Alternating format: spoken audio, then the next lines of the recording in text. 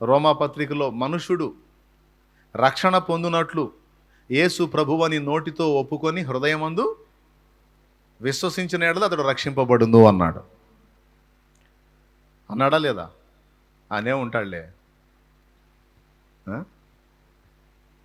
మనుషుడు రక్షణ కలుగునట్లు నోటితో ఒప్పుకొని హృదయమందు విశ్వసిస్తాడట. అలా విశ్వసించినప్పుడు రక్షణ పొందుతాడట. మీలో ఎంతమంది బాప్తిస్మం పొందారో ఒకసారి చేయొద్దండి. మీరందరూ జీవగ్రంథమందు పేరు సంపాదించుకున్నవారు. మీరందరూ దేవుని కుమారుని యందు విశ్వాసం ఉంచారు గనక తీర్పులోనికి రాక మరణములో నుండి జీవములోనికి దాటి ఉన్నారు. ఇందుకు వీసుమంత కూడా సందేహం లేదు. దైవ కుమారుని ఒప్పుకున్నవాడు, ఆయన శిలువ మరణ పునరుద్ధానముల యందు విశ్వాసం ఉంచినవాడు, ఆయన రక్తమును ఆశ్రయించి తన జన్మ కర్మ పాపములు కడిగి వేసుకున్న నిమిత్తము బాప్తిస్మం పొంది పరిశుద్ధ పరచబడినవాడు, జీవగ్రంథమందు పేరు సంపాదించుకున్నవాడు. అట్టివాడు తీర్పులోనికి రాక మరణములో నుండి జీవములోనికి దాటి ఉన్నాడు. ఇందుకు సందేహం లేదు. ఈ మాట యోహాను సువార్త చెప్పింది. చూడండి, యోహాను సువార్త అది లెక్క 5వ అధ్యాయము 24వ వచనం చూడండి. నా మాట విని నన్ను పంపిన వాని యందు విశ్వాసముంచువాడు నిత్య జీవము గలవాడు. వాడు తీర్పులోనికి రాక మరణములో నుండి జీవములోనికి దాటి ఉన్నాడని మీతో నిశ్చయంగా చెప్పుచున్నాను. అయిపోయిందా? ఇప్పుడు యోహాను సువార్త 3వ అధ్యాయము 18వ వచనం చదువు నాయనా. ఆయన యందు విశ్వాసముంచు వానికి తీర్పు తీర్చబడదు. ఈ రెండు మాటలు కలిపి చదువుకోవాలి. ఆయన యందు విశ్వాసముంచు వానికి తీర్పు తీర్చబడదు. ఆయన యందు విశ్వాసం ఉంచువాడు తీర్పులోనికి రాక మరణములో నుండి జీవములోనికి దాటి ఉన్నాడు. ఇవి ఈ జంట వచనాలు కలిపిస్తున్న ఏక సాక్ష్యం. దేవునికి స్తోత్రం. గట్టిగా చెప్పాలి. అయితే మనందరి పేర్లు ఇప్పుడు ఎక్కడ రాయబడి ఉన్నాయి? జీవగ్రంథంలో ఉన్నాయి. మనందరినీ కూడా తీర్పులోనికి వచ్చే మనుషుల లెక్కలో రాయలా. మరణములో నుండి జీవంలోనికి తప్పించుకున్న వాళ్ళ లిస్టులో మన పేరుంది. ఇక మనకి తీర్పు తీర్చబడదు అన్నాను నేను. తీర్పులు 2 రకాలండి. వీడు పరలోకానికి పోవాలా, నరకానికి పోవాలా, అసలు వీడు ఎక్కడికి అర్హుడు అనే తీర్పు అయితే మనకు తీర్చబడదు. కానీ విశ్వాసులమైన మనకు మాత్రం క్రీస్తు న్యాయపీఠపు తీర్పు అయితే ఉంది. ఇది 2 కొరింథీ పత్రిక 5వ అధ్యాయము 10వ వచనంలో మీరు చదివితే ఇలా దొరుకుతుంది. చూడండి, 2 కొరింథీ 5:10. ఎందుకనగా తాను జరిగించిన క్రియల చొప్పున అవి మంచివైనను సరే చెడ్డవైనను సరే దేహముతో జరిగించిన ప్రతి వాటి యొక్క ఫలము ప్రతివాడును పొందునట్లు మనమందరము అనగా రక్షణ పొందిన సంఘము మనమందరము క్రీస్తు న్యాయపీఠము ఎదుట ప్రత్యక్షము కావలయును. ఇది మన తీర్పు.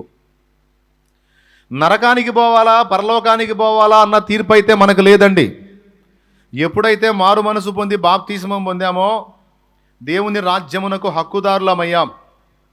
ఇక మన పేరు దేవుని గ్రంథంలో రాయబడింది. మనం నిత్య జీవానికి అర్హులం, వారసులం. మరి అట్లయితే ఇక తీర్పు లేదన్నావు కదన్నయ్య, తీర్పు తప్పించుకున్నావు అన్నావు కదన్నయ్య, మళ్ళా తీర్పు ఏందన్నయ్య? డౌటు. ఆ తీర్పు ఏం తీర్పు అంటే నరకానికి పంపించే తీర్పు కాదు, క్రీస్తు న్యాయపీఠపు తీర్పు. అంటే బాప్తిస్మం పొంది క్రీస్తును వెంబడిస్తున్న వాళ్ళందరూ కూడా ఒకే విధమైన కొలతలో లేరు. కొంతమంది బాప్తిస్మం అయితే పొందారు, ఆదివారం చర్చికి వస్తారు, కానీ ఇంకా దేవుని కోసం ఏమీ చేయరు. మరి దేవుని కోసం తన ప్రాణాలనే అర్పించిన వాడను దేవుని కోసం ఏమీ చేయకుండా శుభ్రంగా దేవుణ్ణి వాడుకునేవాడు ఒకటేనా? కాదండి. దేవుని కోసం ఇటు పొల్లట్టు తీసేయడు. యేసయ్యను ఆశ్రయించకపోతే నరకానికి పోతానన్న భయంతో మారు మనసు పొంది బాప్తిస్మం పొంది దేవుణ్ణి అయితే వెంబడిస్తున్నాడు, కానీ దేవుని సేవ ఏమీ చెయ్యలేదనుకో, ఇతడను దేవుని కోసం తన సమస్తాన్ని ఖర్చు పెట్టినవాడు ఇద్దరు ఒకటేనా? కొంచెం ఆలోచించండి. దేవుని కోసం సమస్తాన్ని కోల్పోయినవాడు గొప్ప త్యాగం చేశాడు. సో వానికి తగ్గ బహుమానం వానికి ఇవ్వాలి. కాబట్టి విశ్వాసులమైన మనం రక్షణలోనికి వచ్చిన తర్వాత కూడా, బాప్తిస్మం పొందిన తర్వాత కూడా కొన్ని మంచి పనులు చేసేవి ఉన్నాయి, కొన్ని చెడ్డ పనులు కూడా మనం చేసే వాటిల్లో ఉన్నాయి. మనం చేసినటువంటి క్రియల ఫలాన్ని బట్టి మనకు అక్కడ మహిమ నిర్దేశం జరుగుతుంది. ఒకవేళ రక్షణ పొంది క్రమంగా దేవుణ్ణి వెంబడించి దేవుని యందు భయభక్తులు కలిగి దేవుని ప్రేమ కలిగి నువ్వు మంచిగా నడుచుకున్నట్లయితే నీ మంచి క్రియలను బట్టి నీకు ఉన్నతమైన మహిమ లభించే అవకాశం ఉంది. ఒకవేళ రక్షణ అయితే పొందావు కానీ అంత దరిద్రగొడ్డు జీవితంలో బతికావు అనుకో, తక్కువ స్థాయి మహిమలో కూడా ఉండే ఛాన్స్ ఉంది. అయితే ఒక్కటి, ఇక్కడ నుంచి దాటి వెళ్ళిన తర్వాత, పరలోకానికి చేరిన తర్వాత, న్యాయపీఠపు తీర్పు అయిపోయిన తర్వాత నిన్ను ఏ మహిమకైతే డిసైడ్ చేశాడో ఇక అక్కడి నుంచి ఎట్టి పరిస్థితుల్లో ఇక దాటిపోలేవు. ప్రభువా నేను కష్టపడతాను నాయన, మళ్ళీ ఒక్కసారి ఎగ్జామ్స్ రాస్తాను, ప్రమోషన్ ఏమైనా ఉందామంటే ఇంకా ప్రమోషన్ లేదు. ఒకటి నిర్ధారణ అయిందంటే, ఒక స్థాయిలో నిన్ను ఉంచడం అంటూ జరిగిందంటే ఇక పై స్థాయికి మళ్ళీ నిన్ను పంపించడం జరగదు. ఒకేసారి నువ్వు ఉన్నత స్థానాన్ని పొందాలంటే ఇక్కడ ఉన్నప్పుడే జాగ్రత్త పడాలి. పరలోకం పోయాక ప్రభువా నేను ఇప్పుడు పోటు పొడుస్తానంటే పని చూసుకో కూర్చో అంటాడు. పచ్చిగా చెప్తున్నా, దేవునికి స్తోత్రం. అర్థమైందా? అక్కడికి పోయిన తర్వాత అయ్యా నాకు తెలియదు ఇలాంటి ఆఫర్ ఉందని, అనవసరంగా నేను అవకాశాలు పోగొట్టుకున్నాను, ఒక ఛాన్స్ ఇవ్వు, నేను పోయి మళ్ళీ నేను వెలగబెడతాను నాయన, ఎట్లా చేస్తానంటే 7 సేవలు ఇచ్చిన టైం అయిపోయింది కూర్చో. నేను నా ధర్మశాస్త్రమందు నా గ్రంథమందు చెప్పలేదా? ఒకడు తాను చేసిన కొలది జీతం పుచ్చుకున్నానని చెప్పలేదా? ప్రతి వానికి ఇచ్చుటకు జీతము నా యొద్ద ఉన్నది, వాని క్రియల చొప్పున వానికి జీతం ఇస్తానని చెప్పి వ్రాయబడింది, నీకు తెలియదా? నువ్వు బైబిల్ చదివేసేస్తేగా నీకు తెలియటానికి. బైబిల్ చదవవు, పేరుకేం విశ్వాసివి, అదేమంటే బాప్తీసం పొందానని డబ్బా కొడుతుంటావు. ప్రార్థన చేయవు, బైబిల్ చదవు. ఇంకా నీ క్రియలు ఎలా నువ్వు ఉపయోగించుకుంటావు, నీ టైంని ఎలా నువ్వు సద్వినియోగం చేసుకుంటావు. అందుకే నువ్వు ఎటు కాకుండా అయిపోయావు. అసలు నువ్వు పరలోకం వచ్చిందే గొప్ప, నోరు మూసుకొని పో అంటాడు. అసలు పాతాళానికి పోవాలి లెక్క, నువ్వు పరలోకం వచ్చావు ఇదే గ్రేట్, నీకు పో ఆ ప్లాట్ఫారం మీద బతుకుపో అంటాడు. పరలోకంలో కూడా అలా అంతస్తులు, కింది స్థాయి అంతస్తులు, పై స్థాయి అంతస్తులు ఉంటాయా అన్నయ్య అంటే మరి ఉండవు. అయింది ఏమంటే క్రీస్తు కోసం హతసాక్షి అయినోడను క్రీస్తును శుభ్రంగా బతుకంతా వాడుకున్నాడు ఇద్దరు ఒకటేనా? క్రీస్తు కోసం వాడబడినోడు, క్రీస్తును వాడుకున్నాడు ఇద్దరు ఒకటే? కాబట్టి క్రీస్తు న్యాయపీఠపు తీర్పు ఉంటుంది మనకి. ఎందుకంటే మనము చేసిన క్రియలను బట్టి మనకు మహిమను నిర్దేశించుటకు, అంతేగాని నరకానికి పంపించడానికి కాదు. ఆ తీర్పు అయితే నీకు లేదు. ఎప్పుడైతే యేసునందు విశ్వాసం ఉంచి మారు మనసు పొంది బాప్తిస్మం పొందావో, లేఖనం చెప్పింది నీవు రక్షింపబడ్డావు అని. నువ్వు యేసు క్రీస్తుని వదిలిపెట్టనంత వరకు నీ రక్షణ గ్యారంటీ. ఈ రక్షణ పొంది కూడా మధ్యలో ఎవడో దరిద్రురాలు చెప్పిన మాటలు విని అల్పకాల శ్రమలకు భయపడి యేసు ప్రభు నాకు వద్దులే, ఆయన వద్దు, ఆయన రక్షణ వద్దు, ఆయన నిత్యజీవం వద్దని వదిలేసి నీ కర్మగాలి నువ్వు కానీ యేసును విసర్జించి వెళ్ళిపోతే నీకు నరకం గ్యారంటీ. స్తోత్రం.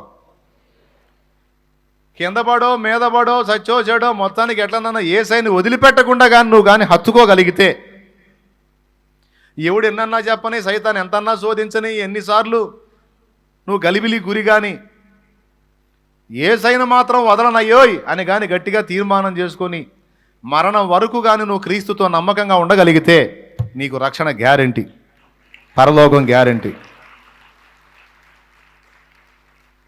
ఆ మధ్యకాలంలో నాకు ఒక డౌట్ వచ్చింది. యేసు ప్రభుని రుచి చూసినా కూడా వదిలిపెడతారా మళ్ళీ జనం? యేసు ప్రభు రుచి తగిలాడంటే సచ్చినా ఎవరో వదిలిపెట్టరా అనుకున్నా నేను. ఈ మధ్య కొంతమంది సోదోళ్ళని చూస్తున్న సోదోళ్ళని, కొంతమంది సోది సరుకు యేసు ప్రభు దగ్గరికి వచ్చి కొన్నాళ్ళు కొనసాగి పరిశుద్ధుల్లో తామొక పరిశుద్ధులా కొనసాగి మళ్ళీ యేసును వదిలిపెట్టిపోయి లోకంలో కలిసిపోతున్న దౌర్భాగ్యురాండం చూస్తున్నా. జీవము గల దేవుణ్ణి వదిలిపెట్టి వ్యర్థమైన వాటి తట్టు త్రిప్పబడటానికి కారణమేమో నాకు అర్థం కావట్లా. యేసుకు సమానమైనటువంటి వ్యక్తులు ఎవరున్నారో నాకు అర్థం కావటల్లా. కానీ ఏం చేద్దాం, కొంతమంది జీవము గల దేవుని విడిచిపెట్టి వెళ్ళిపోయే దౌర్భాగ్యురాండ్రను కూడా నేను చూశా. ఆ తర్వాత అర్థం చేసుకున్నా, లేఖనం నిరర్ధకంగా ఆనేరదు కదా. ఇలాంటి అవకాశాలు లేకపోతే గ్రంథంలో ఎందుకు రాపిస్తాడు దేవుడు? ఆయన అంటూ రాపిచ్చాడంటే మొత్తానికి ఈ టైపు సరుకు కూడా తేలిద్ది అనుకున్నా, నా కళ్ళకే కనపడింది. నాకెంత ఆశ్చర్యం అంటే, ఒరి ఒరి ఒరి ఒరి ఒరి ఒరి యేసయ్య దగ్గర జీవమున్నది కదా, ఆయన మాట్లాడే దేవుడు కదా, ఆయన సర్వ పరిపూర్ణత కలిగినవాడు కదా, దేవత్వం యొక్క వ్యక్తిత్వ సౌందర్యం అంతా యేసులో ప్రస్ఫుటంగా కనబడుతుంది కదా, అన్నిటికీ మించి మన కోసం ప్రాణమిచ్చి తిరిగి లేచిన ప్రేమామూర్తి కదా, ఏం వదిలిపెట్టే అవసరం ఏముంది? ఒకవేళ క్రైస్తవులు అంటావా, యేసు ప్రభు నమ్ముకున్న మనుషులు అంటావా, మనుషులే గనక, ప్రతి మనిషిలో కాస్త చంచలత్వం ఉంటుంది గనక యేసంత పరిపూర్ణుడు ఎవడు కనపడకపోవచ్చు. యేసు ప్రభు నమ్ముకున్నోళ్ళు కొద్దిగా బలహీనలు అయితే అయి ఉండొచ్చు, వాళ్ళ దగ్గర ఏదన్నా కొద్ది గొప్ప లోపాలు కనపడవచ్చు. వాళ్ళని బట్టి నేను దేవుణ్ణి వదిలిపెడుతున్నాను అనేది ఎంత వెర్రితనం అంటే, ఇప్పుడు వీళ్ళని చూసి ఆ దేవుణ్ణి నమ్ముకోవాలి? యేసు కదా మెయిన్. యేసును నమ్మిన మనుషులు బలహీనులు కావచ్చు, కానీ యేసు బలహీనుడు కాదు. యేసును నమ్మిన మనుషులు పాపులు కావచ్చు, కానీ యేసు పాపి కాడు. యేసును నమ్మినటువంటి మనుషులు పొరపాట్లు చేసి ఉండొచ్చు, సేవకులతో సహా పొరపాట్లు పడుతుండొచ్చు, కానీ యేసులో పొరపాటు లేదు. యేసే కదా కేంద్ర బిందువు, ఆయనే కదా మెయిన్. ఎట్లా వదిలిపెట్టిపోయారా నాయన? ఎట్లా పోయారంటే దుష్ట హృదయము. దుష్ట హృదయం యొక్క ప్రభావం అది. హృదయం మంచిది కాదు. కొన్ని సంవత్సరాలు చర్చికి నడిచినా హృదయంలో దేవుని వాక్యం పోనీలా. పోయి అయితే కూర్చున్నాడు, పోయి అయితే కూర్చుంది చర్చిలో. అందరూ భజన చేస్తుంటే వీళ్ళు కూడా హల్లెలూయా స్తోత్రమా హేమా అన్నారు. పోవటమైతే పోయారు, కానీ దేవుని వాక్యానికి లోపల స్థానం ఇయ్యలా. దుష్ట హృదయం యొక్క లక్షణం ఏంటో తెలుసా? దుష్ట హృదయం యొక్క లక్షణం, యేసుతోనే ఉన్నాడు ఇస్కరియోతు యోధా, కానీ యేసయ్య మాటలకు మాత్రం వాడి హృదయంలో స్థానం లేదు. దుష్ట హృదయం దేవుని సన్నిధి కూడా వచ్చింది, దేవుని సన్నిధిలో కూర్చుంటుంది, కానీ దేవుని మాటలకు మాత్రం తమ హృదయంలో స్థానం ఉండదు. ఈ దుష్ట హృదయాలు జీవము గల దేవుణ్ణి వదిలిపెట్టిపోతాయట. అందుకే మీకు చెప్తున్నా, యేసు ప్రభుని వదలనంత వరకు నీ రక్షణ గ్యారంటీ. మళ్ళీ చెబుతున్నా, యేసును వదలనంత వరకు నీ రక్షణ గ్యారంటీ. యేసును వదిలిపోయావంటే నీకు నరకం గ్యారంటీ. ఎందుకో చెప్తా. నీ పక్షాన వాదించేవాడు, రేపు నీ పక్షాన సమాధానం చెప్పేవాడు, రేపు న్యాయముకు, ధర్మానికి, తండ్రికి నీ గురించి ఉత్తరం ఇచ్చేవాడు యేసయ్య. మరి ఇప్పుడు లాయర్ను వదిలిపెట్టి పోతున్నావు, ఇంకెట్లా వాదించుకుంటావు? నీ తీర్పు నువ్వు వాదించుకోవాలి. అదే మన ఉత్తరవాది యేసయ్య అనుకో, ఇతను కట్టాల్సిన అమౌంట్ నేను కట్టానని చెబుతాడు. ఎందుకంటే ఆయన పాపం మోసాడు కాబట్టి, మన పాపాలు శిలువ మీద మోసాడు కాబట్టి. నువ్వు ఆయనతో కానీ ఉన్నట్టయితే రేపు తీర్పు వచ్చినప్పుడు నువ్వు కట్టాల్సిన అమౌంట్ నువ్వు కట్టలేవు కనుక నీ పాపాల భారం అంతా యేసు తాను మోసానని ఒప్పుకుంటాడు. ఫలితంగా నీకు నాకు రక్షణ. మరి నాకు యేసే వద్దని వదిలిపెట్టిపోతే నీ పక్షాన వాదించేవాడు ఎవడు రేపు? నీ పాప భారం మోసానని చెప్పే దిక్కెవడు నీకు రేపు? అలా చెప్పేవాడు ఎవడన్నా ఉంటే పోయి నమ్ముకోపో. నేనే చెబుతున్నా, యేసుప్రభు అక్కర్లా నీకు. నీ పాప భారాన్ని ఇదిగో నేను మోసా, నా మీద వేసుకొని మోసా, నీ పాపములకు ప్రతిగా ఇదిగో నా ప్రాణం ఇచ్చి తిరిగి లేచానని చెప్పగలిగే దమ్ము, ధైర్యం, అనుకూలత ఉన్నవాడు దేవుడు కానీ దేవత కానీ ఎవరన్నా ఉంటే పోయి మొక్కుకోపో. నీకే సక్కర్లా, నేను చెబుతున్నా. కానీ ఒక్కడంటే ఒక్కడు కూడా కనపడలా. అందుకే మొత్తం పక్కన పెట్టి యేసయ్య దగ్గరికి వచ్చా.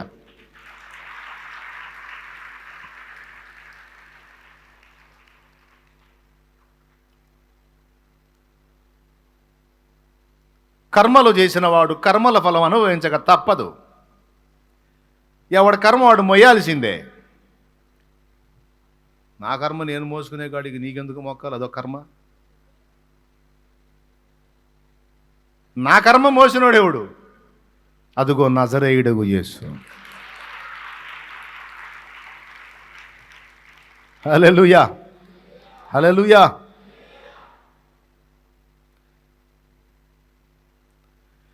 మహిమలో వెలిగే ఘన దైవం, మహిమను వీడిన దేవైనం, తన పిల్లల రక్షణ కోసం తండ్రే అయ్యెను బలిదానం.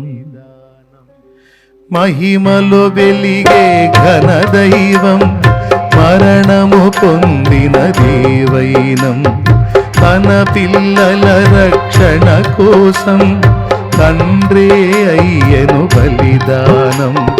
తల్లడిల్లెనే ఆకాశం,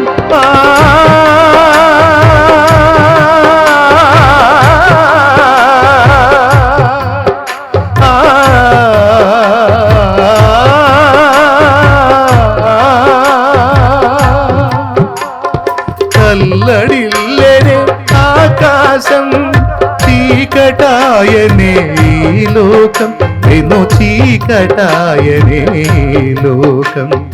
తల్లడిల్లెనే ఆకాశం, చీకటాయనే ఈ లోకం, ఎన్నో చీకటాయనే ఈ లోకం. కలువరి కొండపైన వేలాడే సిలువలోన, కలువరి కొండపైన వేలాడే సిలువలోన, ఏ దోషమెరుగని నిర్దోషి, ఏ పాపమెరుగని పరవాసి, ఏ దోషమెరుగని నిర్దోషి, ఏ పాపమెరుగని పరవాసి. కలువరి కొండపైన వేలాడే సిలువలోన, కలువరి కొండపైన వేలాడే సిలువలోన.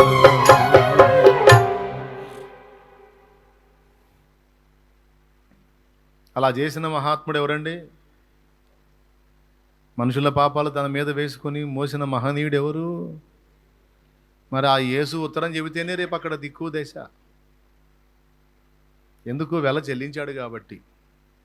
రేపు ఆయన చెప్పకపోతే మనకి చెప్పే దిక్కెవరు రేపు తీర్పులో? అందుకే చెప్పాడు ప్రేమతో, ప్రయాసపడి భారము మోయిచున్న సమస్త జనులారా నా యొద్దకు రండి, భూదిగంత నివాసులారా నా వైపు చూచి రక్షణ పొందండి అన్నాడు. శుభవార్త, శుభవార్త, శుభవార్త.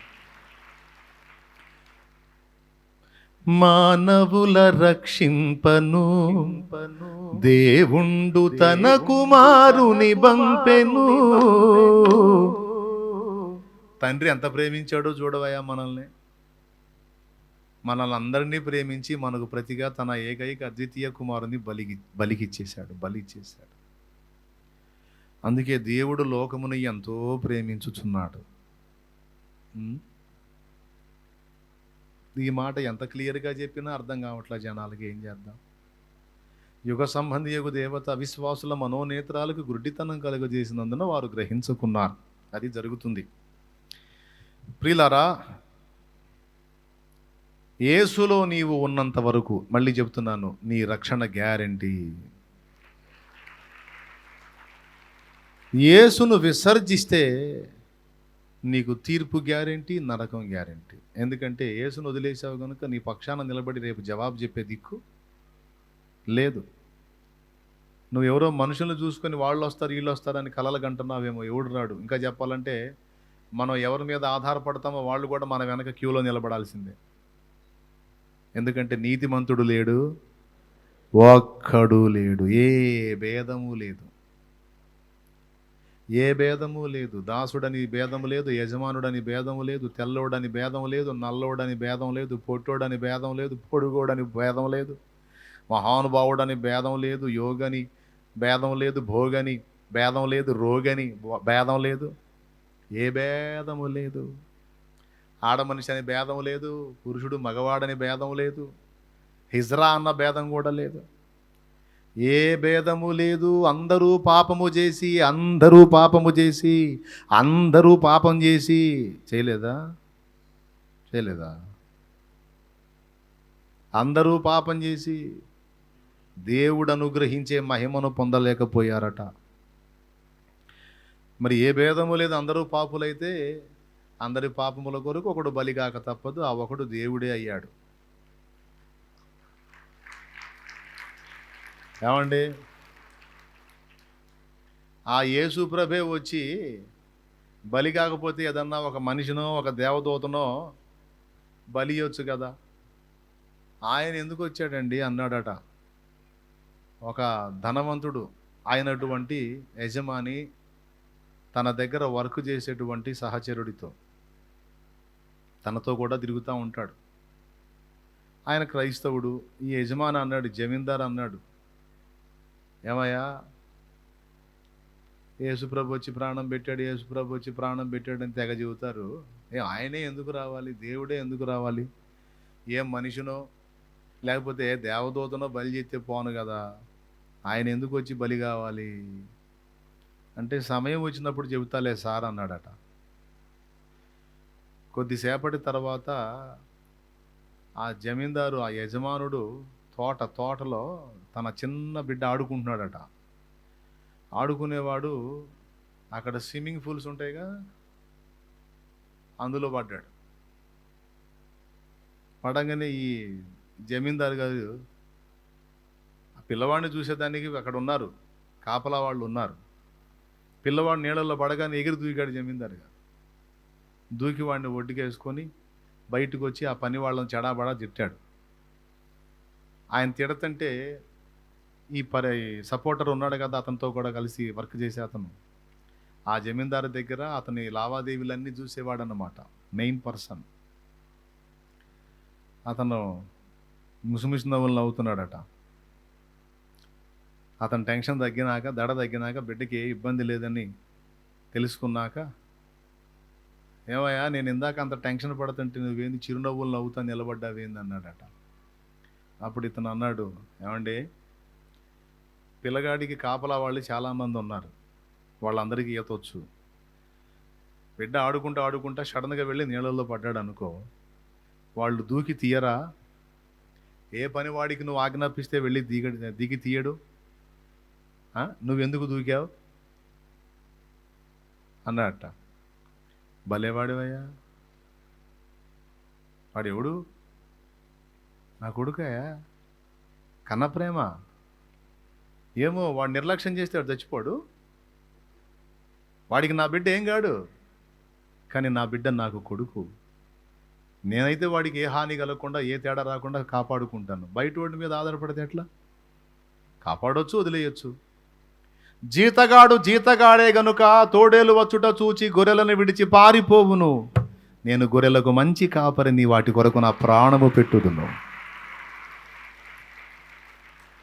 నీవు ప్రేమించిన గొర్రెలన్నిటినీ ఎల్లప్పుడూ చెయ్యి విడువక. నీవు ప్రేమించిన గొర్రెలన్నిటినీ ఎల్లప్పుడూ చెయ్యి విడువక. అంతము వరకు కాపాడు దేవా, అంతము వరకు కాపాడు దేవా.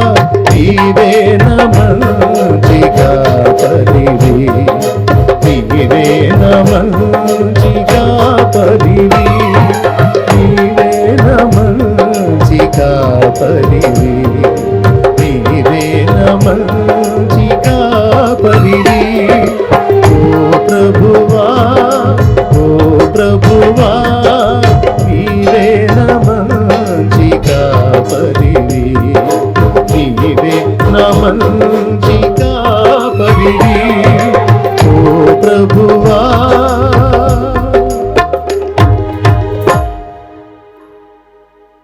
ఈ మాట మళ్ళీ మాట్లాడుతున్నాడు దేవుడు మనతో. నన్ను విడిచి వెళ్ళకండి జాగ్రత్త అనే వార్నింగ్ మళ్ళీ రిలీజ్ చేస్తూ ఉన్నాడు. దుష్ట హృదయాలు ఎవరన్నా ఉంటే జాగ్రత్త, సరి చూసుకోండి. ఊపిరైనా వదలండి, కానీ ఏసైనా మాత్రం వదలొద్దు సుమా. ప్రతి సందర్భంలోనూ నా ధర్మంగా నేను చెబుతానే ఉన్నా. నేను ఉత్తరవాదిని కాదు రేపు దేవుని ముందు. ఇంత క్లియర్గా చెప్పినా కూడా దేవుణ్ణి వదిలిపెట్టిపోయే దుష్ట హృదయం నీ దగ్గర ఉంటే నువ్వే ఉత్తరవాదివి, కానీ నేను ఉత్తరవాదిని కాదు. తస్మాత్ జాగ్రత్త. రక్షణ పొందాం, మన పేరు జీవ గ్రంథమందు రాయబడింది, తీర్పులో నుంచి తప్పించుకున్నాం, నిత్య జీవానికి వారసులమయ్యాం. అయితే రక్షణ పొందాము, డౌట్ లేదుగా. రక్షణ పొందామా లేదా? మరి రక్షణ పొంది మరి పరలోకం పోలేదుగా, ఇంకా భూమి మీదే ఉన్నాంగా. మనం పొందిన రక్షణ పోగొట్టుకునే ఛాన్స్ ఉందా లేదా? పెద్దగా చెప్పాలి. ఉందన్న వాళ్ళు చేతులు ఎత్తండి. శబాష్, చాలా చురుగ్గా ఉన్నారు. ఉంది. అందుకే రక్షణ పొందిన మీరు పొందిన రక్షణను పోగొట్టుకోకుండా జాగ్రత్తగా ఉండన్నరా అన్నాడు ఫిలిప్పీ పత్రికలో పౌలు. దీన్ని ఇంకొక అర్థంలో చెప్పాలంటే రక్షణలో కొనసాగుట అంటారు. అవునా? రక్షణ పొందుట మరియు రక్షణలో కొనసాగుట. దేవునికి స్తోత్రం. రక్షణ పొందటయే కాదు, ఈ లోకంలో నుండి మనం ఇంకా తీయబడలా. అదే బాప్తీసం ఇయ్యగానే మనల్ని దేవుడు తీసుకున్నట్టయితే ఇక మనం రక్షణలో కొనసాగటం కాదు, ఇక రక్షింపబడ్డట్టే అయిపోయేది. కానీ బాప్తీసం పొందగానే దేవుడు మనల్ని పైకి పిలిచేశాడా? పిలవలా, ఇంకా భూమి మీదే ఉన్నాం. మరి మన మీద అటాక్స్ జరిగేటువంటి అవకాశం నిరంతరం ఉంది. ఎందుకు జరిగిద్ది? ఏ విధంగానైనా మనల్ని రక్షణలో నుంచి వెనక్కి తిప్పడానికి, ఇరుగు మార్గంలోకి ఎంటర్ అయిన మనల్ని ఎట్లనన్నా వెనక్కి లాక్కెళ్ళి విశాల మార్గంలోకి నెట్టడానికి మిస్టర్ లూసీగాడు. ఎవడు? ఎస్, వాడు నిరంతరం వాడి పోరాటం వాడు చేస్తానే ఉంటాడు, ఎట్లనన్నా నిన్ను వెనక్కి లాగాలని. నీ కుటుంబీకులతో మాట్లాడతాడు వాడు, నీ ఇంటి పక్క వాళ్ళతో మాట్లాడతాడు, నీ చుట్టూ ఉండే ఫ్రెండ్స్తో మాట్లాడతాడు, ఎట్లనన్నా నిన్ను బలహీనపరిచి లోకంలోకి లాక్కెళ్ళి నిన్ను నాశనం చేయాలని. ఇది ఎరిగిన విశ్వాసులారా, ఎవరెన్ని చెప్పినా లక్ష్య పెట్టొద్దు. నీ చెవులకు రకరకాల మాటలు వినిపిస్తాడు వాడు, సైతాను. బైబిల్ ఒట్టి అబద్ధం అంటాడు, యేసు ప్రభు లేదు, ఏమి లేదంటాడు, తినుము త్రాగుము సుఖించమంటాడు, పసికర్లో కూడా లేవు ఇన్ని పత్యాలు, ఏంది పత్యాలు అంటాడు. స్తోత్రం, హల్లెలూయా. అసలు ఏంది పద్యాలు, ఏంది సిద్ధాంతాలు, ఏంది అసలు? అంతకుముందు మనం కూడా భక్తి చేసాం, ఏమన్నా ఉన్నాయి. అబద్ధాలు ఆడుకోవచ్చు, బండబూతులు తిట్టుకోవచ్చు, తన్నుకోవచ్చు, తాగవచ్చు, తలక పోసుకోవచ్చు, వ్యభిచారం చేసుకోవచ్చు. అసలు అంతకుముందు మనం ఎట్టబడితే అట్ట ఏమన్నా ఉంది? నేనైతే పొద్దున్నే పూజ, సాయంత్రానికి ఫ్రెండ్స్తో కలిసి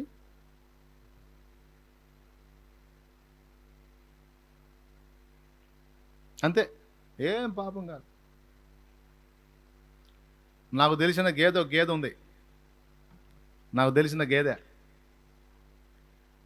ఆ గేదె నేను పాలు ఇయటానికి పోతే, గేదె అంటే నిజంగా గేదె పాలు మనకిచ్చింది కదా, నువ్వు గేదెగా పాలు ఇయటం ఏంది అనుకోవద్దు. ఒకడు ఉన్నాడు, ఒక వ్యక్తి,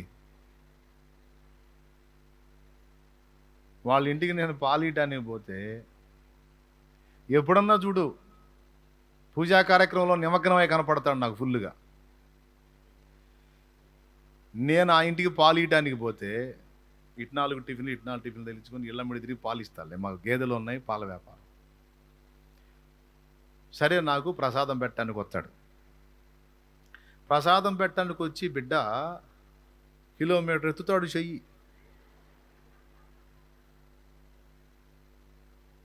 మరి పాలోడిని కదా, ఇళ్ళమ్మడి తిరుగుతా కదా, మరి ఇళ్ళ ఇంటి అంటూ నాకు ఉంటుందంట, ఇంటి దోషం నాకు ఉంటుందంట, నన్ను అంటకూడదంట. నేను చిన్నోడిని, ప్రసాదం పట్టు అంటే 2 చేతులు పెట్టేవాడిని. నేను ఇట్టబడితే ఇట్ట నేను గురిగా పట్టుకోవాలా, లేకపోతే కింద పడిద్ది. నేను అనుకున్నా ఎంతలో పెద్ద మనిషో, మహాపుణ్యాత్ముడు, చాలా నిష్ఠాగరిష్ఠుడు అని నేను అనుకున్నా. ఎప్పుడు పాల డబ్బులకి పగలబోయేవాళ్ళం. ఒకరోజు నైట్ పోయా. నైట్కి పోతే ఇంటి వాకిటికి అడ్డంగా పండుకొని ఉంది ఒక గేదె. బరీగా తాగి ఎవరా గేదని చూస్తే పొద్దున్న ఇంత ఎత్తున ఎత్తేస్తాడే ఆ గేదే.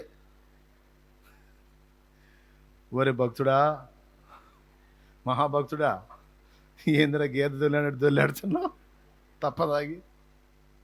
దేవునికి స్తోత్రం. ఇదా నీ సంబడం? నీ కాడికి నేనేనా ఇంకా 100 ఇళ్ళు తిరిగితేనే ఇదేంది? పొద్దున్నే ఆ కార్యక్రమం ఏంది, సాయంత్రానికి ఈ కార్యక్రమం ఏంటంటే తప్పు కాదు, తప్పు కాదు నాయన. సురాపానం. ఏ పానం? సురాపానం. రంభ, ఊర్వశి, మేనక, తిలోత్తమ మొదలైన అప్సరసలు ఉండేటువంటి ప్రదేశంలో సురాపానం. అక్కడ సురాపానం, ఇక్కడ మద్యపానం అంతే. సురాపానం అనగా సురులు తాగునది. సురులు అంటే దేవతలు, అసురులు అంటే రాక్షసులు. అంటే సురులు కానివారు అసురులు, ఆ యాడ్ అయింది కాబట్టి సురులు కానివారు రాక్షసులు అన్నమాట. సురాపానం. ఏ పానం?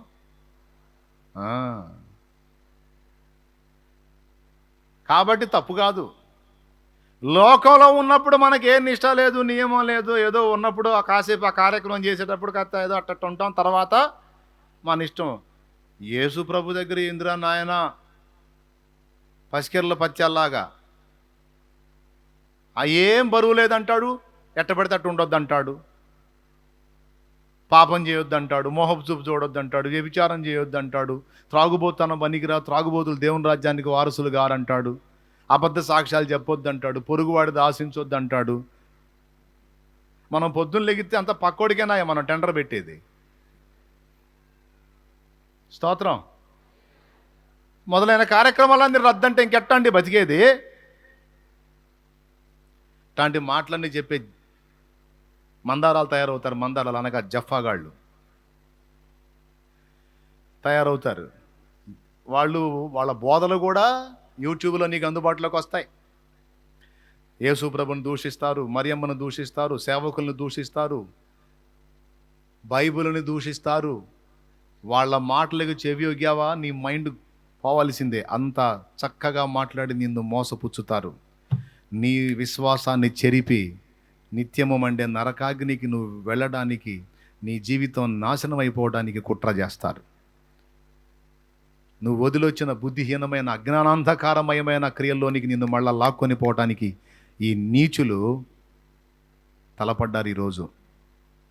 అందుకే ఘంటాపదంగా చెప్తున్నా, తస్మాత్ జాగ్రత్త. బాప్తిస్మం పొందావు, రక్షణ పొందానని మురిసిపోతున్నావు, పొందిన రక్షణ పోగొట్టుకోకుండా జాగ్రత్త పడు. నీకెదురయ్యే శోధనలు, పరీక్షలు అన్నీ కూడా నీ విశ్వాసంలో నాణ్యత తేల్చడానికే వస్తాయి. విశ్వాసంలో ఉంటావా ఊడిపోతావా తేలటానికి వస్తాయి. వచ్చాయన్నీ. అన్నయ్య వింటున్నావా? అక్క అక్క జాగ్రత్తగా విను. నీకొచ్చే అగ్ని పరీక్షలన్నీ కూడా నీ విశ్వాసాన్ని పరీక్షించడానికే వస్తాయి. యేసు ప్రభువుని నమ్ముకుంటే కష్టాలన్నీ పోతాయి అనేది ఎంత నిజమో, కొన్నిసార్లు అవసరాన్ని బట్టి కొన్ని శ్రమలు వస్తాయి అన్నది కూడా అంతే నిజం. చెవులు రిక్కించుకొనేనండి జాగ్రత్తగా. యేసు ప్రభువుని నమ్ముకోగానే ఒక్క రోజులోనే కరోడ్పతి కావు. ఏక్ దిన్ మే కోన్ బన్గా కరోడ్పతి, ఐసా నహీ హోతా హే. యేసు ప్రభు క్రమక్రమంగా హెచ్చించే దేవుడు. ఒకేసారి టాప్కు తీసుకెళ్ళి కూర్చోబెట్టాడు. ఇస్సాకు ఆ 7 పంట వేసి 100 ఫలము పొందాను, అతడు క్రమక్రమముగా అభివృద్ధి చెందాను. అది వాక్యం. దేవునికి స్తోత్రం. ఒక్కసారి కుప్ప మీద కూర్చోబెట్టేది డేంజర్. అంటే కింద బేస్మెంట్ లేకుండా, పిల్లలు లేకుండా స్లాబ్ వేయడానికి పూనుకున్నట్టు అన్నమాట. ప్రియులారా, నీకు మనుషుల ద్వారా వినబడే మాటలైనా, యూట్యూబ్లో దిక్కుమాలిన ప్రసంగాలైనా, కొంతమంది నీ కుటుంబ సభ్యుల్లో యేసు ప్రభువును ద్వేషించే వ్యక్తులైనా, వాళ్ళ మాటలైనా నీ చెవికి వచ్చేటట్టు దేవుడే అనుమతిస్తాడు. దేవుడే అనుమతిస్తాడు. అనుమతించినప్పుడు నువ్వు నీ విశ్వాసాన్ని, దాని యొక్క నాణ్యతను నిగ్గుదేల్చాల్సి ఉంది. మీరు 100 మాటలు చెప్పినా నేను నా యేసయ్యను వదలను.